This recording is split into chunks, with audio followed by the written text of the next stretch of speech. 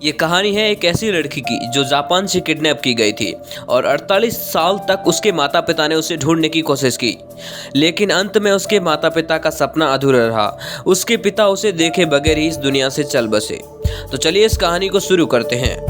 13 वर्षीय Megumi Yokota जो badminton की तैयारी कर रही थी, वह अपने माता पिता और 2 भाइयों के साथ रहती थी और वे अभी अभी ही हिरोशिमा से आए थे। उसके पापा बैंक ऑफ जापान में काम करते थे, इसलिए वो इस साल हिरोशिमा आए थे। उसके पापा का नाम शिगेरू योकोता है, जिनकी हर 4-5 सालों में अलग अलग जगहों पर स्थानांतरित होती रहती है। वो पहले नागोया में, फिर टोक्यो में, फिर हिरोशिमा में और अब निगाटा में आए थे। यहाँ आने पर उसने एक मिडिल स्कूल में एडमिशन लिया। उसकी स्कूल में बैडमिंटन की प्रतियोगिता रखी गई थी। मेगुमी ने अपनी माँ साकी से बताया कि वह शाम 6 बजे घर आएगी, क्योंकि मेगुमी बैडमिंटन क्लब में 6 बजे तक प्रैक्टिस करती थी और उसका स्कूल भी इतनी दूर नहीं था। एक रात 15 नवंबर 1977 साकी योकोटा ने देखा कि येगुमी अभी तक घर नहीं आई, क्योंकि इस वक्त समय 6 बजे से ज़्यादा हो चुका था। मेगुमी की मां साकी योकोता ने थोड़ी देर उसका इंतजार किया, लेकिन जब 7 बज गए थे तो साकी दौड़कर स्कूल की तरफ जाने लगी। वो बैडमिंटन क्लब में जाकर देखती है तो उसने देखा कि सारे स्टूडेंट जा चुके हैं। मेगुमी की मां साकी ने कुछ लड़कों को बुलाया और मेगुमी के बारे में पूछा, तो उन्होंने बताया कि मेगुमी तो कब की यहाँ से निकल गई है। अब उसकी माँ को ज़्यादा घबराहट होने लगती है। तभी वो डॉक्टर्स को फ़ोन लगाती है, क्योंकि एक रात पहले ही मेगुमी ने बताया था कि उसके घुटने में दर्द है, इसलिए शायद वो चेकअप करवाने गई होगी। लेकिन मेगुमी का वहाँ भी कोई पता नहीं चला। अब शाम हो रही थी। अब मेगुमी का शिक्षक और 2-3 लड़कों के साथ आसपास में जांच करने लगी। उन्होंने उसे आसपास पड़ोस में भी देखा और समुद्र तट की ओर भी गई। सभी जगह खोजबीन कर ली, लेकिन मेगुमी का कोई अता पता ही नहीं लगा। साकी ने सोचा कि अब वो अपने पति को फ़ोन लगाएगी ताकि वो पुलिस कंप्लेन कर ले। अब उसने अपने पति शिगेरू को फ़ोन लगाया, जो कि अपने दोस्तों के साथ खेल रहे थे। लेकिन जैसे ही उनको पता चला कि मेगुमी गायब है, तो वे तुरंत अपने 2 साथियों के साथ घर आ गए और पुलिस भी आई। पुलिस साथ में 2 कुत्तों को भी लाई ताकि वे मेगुमी के निशान सूंघ सके। अब वहाँ उन्हें पता चला कि 2 लोगों के साथ मेगुमी घर गई थी, जो कि मेगुमी के दोस्त थे, जो एक कोने में दाहिनी ओर मुड़ गया और दूसरा चौराहे पर बाईं ओर मुड़ गया। और अब आगे के रास्ते में मेगुमी अकेली गई थी। इस चौराहे तक ऐसा लगा कि वह हवा में गायब हो गई। रात हो चुकी थी, इसलिए मेगुमी के माता पिता लगभग 12 बजे घर आ गए थे। अब वह दोनों रात को विचार करने लगे कि या तो उसका किसी ने अपहरण कर लिया है या किसी ने उसका एक्सीडेंट किया है, और डर के मारे उसे गायब कर दिया। पूरी रात वो रोते रहे और उनके दिमाग में अलग अलग विचार आते रहे। अब दूसरे दिन पुलिस ने वापस खोज शुरू की। पुलिस ने हर घर जाकर पूछताछ की, नदियों में, समुद्रों में, हर जगह ढूंढा, फिर भी किसी के हाथ कुछ नहीं लगा। मेगुमी घर में उदास थी, इसलिए उन्होंने सोचा कि वो घर से तो नहीं भाग गई या उसने आत्महत्या तो नहीं कर ली। बाहर अलग अलग शहरों में रिश्तेदारों और दोस्तों में तलाश भी की, उनसे पूछा, लेकिन मेगुमी का कोई अता पता नहीं मिला। अब सालों बीत गए, लेकिन फिर भी परिवार उसकी तलाश में रहता। उसकी माँ साकी अभी भी अपना घर का काम पूरा करके बाजारों में निकल जाती मेगुमी को ढूंढने के लिए। मेगुमी के गायब होने से घर वालों को काफ़ी सदमा लग गया था। अब बैंक ऑफ जापान में शिगेरू का अगला शहर टोक्यो था। अब परिवार ने फैसला कर लिया था कि वे टोक्यो में एक नई शुरुआत करेंगे, लेकिन उन्हें यह बात मालूम नहीं कि उनके जाने से पहले ही मेगुमी का कुछ पता लगने वाला है। 29 नवंबर 1987 को कोरियन एयर फ्लाइट 858 ने उड़ान भरी। यह फ्लाइट बीच के 2 स्टेशन आबू धाबी और बैंकॉक के बाद सियोल जाएगी। लेकिन इस प्लेन में 2 हाईजैकर भी थे, किम सोंग इल और किम ह्योन। उन्होंने अपने रेडियो में बम रखा था। यह मिशन खुद किम जंग इल द्वारा करवाया था, जो कि उस समय उत्तर कोरिया के पीएम थे। अब विमान निर्धारित समय पर अबू धाबी में उतरा और 2 कोरियाई हाईजैकर जो जापानी वेश में थे, वे तुरंत उतर गए। अब प्लेन ने बैंकॉक के लिए उड़ान भरी, लेकिन बैंकॉक पहुंचने से पहले ही बम विस्फोट हो गया और लगभग उसमें 115 लोगों की मौत हो गई।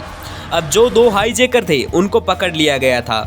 अब दोनों ने साइनाइड खा लिया, क्योंकि उनको कहा गया था कि अगर तुम पकड़े जाओ तो तुम आत्महत्या कर लेना, जिसकी वजह से किम सुंग इल की वहीं मौत हो जाती है, लेकिन किम हॉन को बचा लिया जाता है। अब उसने कबूल किया कि एक महिला का समुद्र तट पर अपहरण किया और जापान से उत्तर कोरिया ले गए थे। उसी ने हमको जापानी भाषा सिखाई। यह महिला मेगुमी तो नहीं थी। मेगुमी के माता पिता को उत्तर कोरिया अपहरण और एरोप्लेन बमबारी के बारे में भी पता नहीं था। उनको यह भी पता नहीं था कि उत्तर कोरियाई जासूसों ने उनकी बेटी का अपहरण कर लिया है। अब 20 साल बाद शिगेरू रिटायर हो चुके थे। अब 21 जनवरी 1997 के दिन मेगुमी के पिता शिगेरू के पास एक कॉल आता है। वह जापानी सरकारी अधिकारी था। उसने शिगेरू को कहा कि आपकी बेटी जीवित है। उनका नाम तात्सुकी होमुटा था। उन्होंने कहा कि हमें फोन पर ज्यादा चर्चा नहीं करनी चाहिए, हमें जल्द ही मिलना चाहिए। 1970 के दशक में उत्तर कोरिया दक्षिण कोरियाई व जापानी लोगों का अपहरण करता था, क्योंकि वह उनकी भाषा सीख करके जासूसी करता था। अब एक मीटिंग जापान व उत्तर कोरियाई द्वारा रखी गई, जिसमें कोरियाई एजेंट मिस्टर एन ने दावा किया कि हमने उत्तर कोरिया में एक महिला को देखा है जिसकी उम्र 25 से 27 साल के लगभग थी और वह एक शिक्षिका के रूप में भी वहां कार्यरत थी, और उसने कहा कि वह निगाटा से लाई गई थी। जब जापानी सरकार ने उससे पूछा कि उसका अपहरण कैसे किया, तो उसने बताया कि 3 उत्तर कोरियाई एजेंट जो निगाटा में घूम रहे थे, तो उन्होंने एक लड़की को देखा और इस डर से कि वह उनकी शिकायत न कर दे, इसलिए उसका अपहरण कर लिया गया। लेकिन जिसका अपहरण किया उसने उत्तर कोरिया तक पहुंचने तक चिल्लाना बंद नहीं किया, इसलिए उनको पता चल गया कि वह किसी मासूम लड़की को उठा लाए हैं। उनके बाद उन एजेंटों को कोरिया में सजा भी दी गई। अब मेगुमी के माता पिता को एहसास हुआ कि उनकी बेटी तो जिंदा है, तो उन्होंने उसे कोरिया से जापान वापस लाने के लिए एक ग्रुप भी बनाया, जिसमें वह शहर घूमते थे। उन्होंने सभी लोगों को सड़कों पर उतार दिया था। कोरिया में मेगुमी के साथ और भी लोग किडनैप थे। जब जापान सरकार ने लोगों को सड़कों पे देखा, तो उन्होंने कोरिया से बैठक रख के 5 लोगों को वापस जापान में ले आया गया था। वो भी कोरिया ने शर्त रखी थी कि वे 5 लोग वापस कोरिया आने चाहिए, लेकिन वो वापस जापान छोड़कर नहीं गए। अब मेगुमी को कोरिया ने मृत घोषित कर दिया था और उसकी अस्थियों को जापान में भिजवा दिया।